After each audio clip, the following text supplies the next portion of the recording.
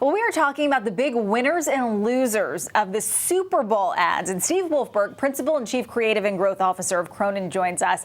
Let's run down the ads because there were some great ones that made us laugh, some that we maybe were scratching our heads about. So let's go from the top down, starting with Tide. Yeah, Tide to me won the Super Bowl. I mean, the spot itself wasn't like amazingly like 1984 Mean Joe Green level. But what they did is after they introduced the premise of any spot could be a Tide spot and then showed this one here with the guy who you remember from Old Spice, but no, this is a Tide spot.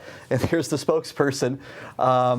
Every spot from then on in your mind might be the next Tide spot. So when every spot started, no matter who it was for, it was like, is that a Tide spot? Is that a Tide spot? It didn't matter if it was. And then later on, they did a few more that were fun, like a Mr. Clean spoof and a Budweiser spoof. Right. But brilliant. They owned the Super Bowl and really only were on for maybe 2 minutes of the game. All right. So a good, return on investment there. For sure. For sure. What about Kia? I really like the Kia spot with Steven Tyler, and not just because Dream On was my high school prom theme. I thought it was fun. It really embraced the promise and the truth of the Kia brand, which was just an energy to kind of bring you back to a great time in your life. Great special effects, but not kind of overdone special effects. Fantastic piece of music, Dream On, of course. And I just thought it was a really good spot that kind of grabbed your attention. He's just kind of interesting to look at as a human being anyway. And then kind of seeing him go back by going in reverse, and it's just very, very much on his brand as well, just go in a different way to kind of show things. So I thought it was neat. And whoever they got to play a younger version of him, spot on. Yeah, or that was just some kind of crazy kind of special effect thing. I think it's probably more like that with a body double and they did something to the face. And then something like that, yeah. But I mean, so with beyond the $5 million they paid to be on the air for 30 seconds, between the special effects, paying for him, paying for the music, everything, they were spent millions on top of that just to create the spot.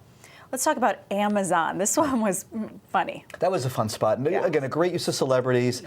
There was some very, very such funny stuff from Rebel Wilson.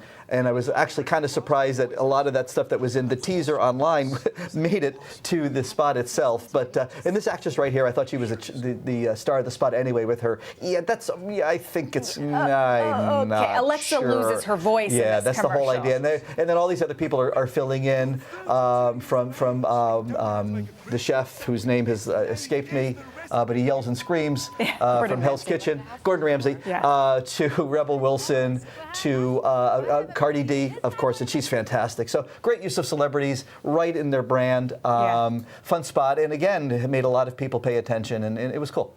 I perked up a little bit for this next one, Doritos and Mountain Dew, just because it grabbed your attention when you're watching, rap lyrics come out of actors' lip sync mouths. battle with Peter Dinklage, who's great, and then in a moment after that, it'll be with Morgan Freeman. And what's cool about this is, from an insider point of view, is for years, Doritos was doing the Crash the Super Bowl contest, where they're asking amateurs to submit their spots. So as a professional, it was kind of nice to see brands put their spots back in the hands of professionals. And when you do, you just get great spots like this, which are well shot, well done, and I just think kind of drew people in, and just the cold and the hot of those two brands together, I thought made it very interesting. My favorite, hands down, of the night was the NFL commercial.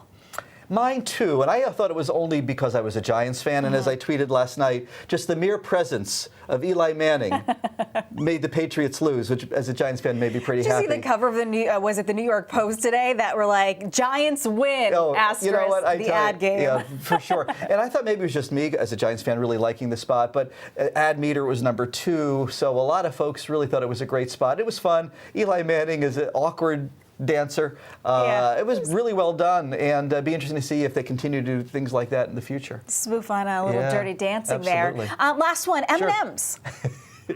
Last and least. Okay. M&M's. I just thought this was unbelievably unappetizing, not really funny. And here's a little fun fact. They spent millions of dollars in special effects to make Danny DeVito increase his size to the size of an M&M. That's just a joke. Anyway, thank you. Tip your waiter. So, just terrible. So unappetizing. Bad use of celebrity. Just a lot of some of the spots were great.